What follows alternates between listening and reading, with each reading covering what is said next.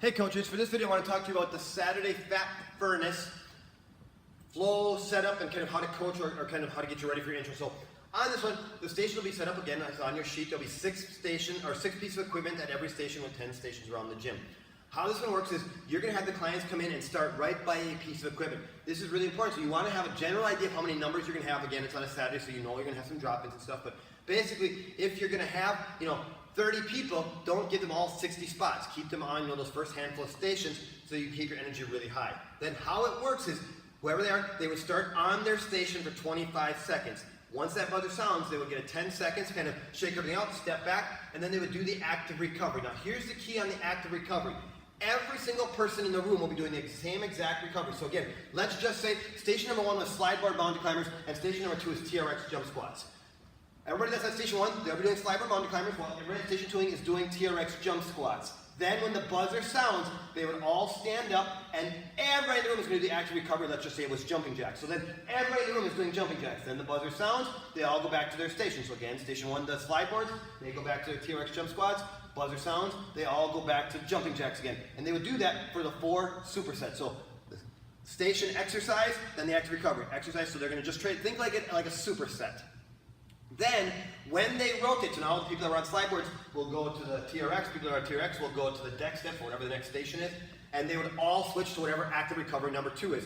Now again, most of the time in this programming, what you're going to see is there's going to be 3 or 4 active recoveries, and we'll just rotate through it. So it'll be, jumping jacks, switch kicks, 2-step Heisman, jumping jacks, switch kicks, 2-step Heisman. They're just going to keep rotating, but they will do that. Everybody in the room is doing the same active recovery, and then everybody in the room at the same time will be on the pieces. So for set number 1, everybody in the gym will be on their piece of equipment doing whatever their move is. For set number 2, everybody in the room will be doing the active recovery. For set number 3, they'll all be back in the equipment, going back and forth like that. So it's a superset format, and the biggest key here, guys, this is a midline steady state. So again, we don't want to be trying to redline people. They should not be out of breath. They should not be able to not go at the buzzer. We want them to be at a pace where basically 10 seconds, enough time to take that breath, and then go right back at it again, and they're going to go back and forth like that 4 times non-stop. Then on their rotation, that is their water break. So they should be able to grab that drink of water, rotate to the next station, and again go at a pace that they can hold. So just some keys for us again as coaches as we keep growing into our midlines and red lines and stuff.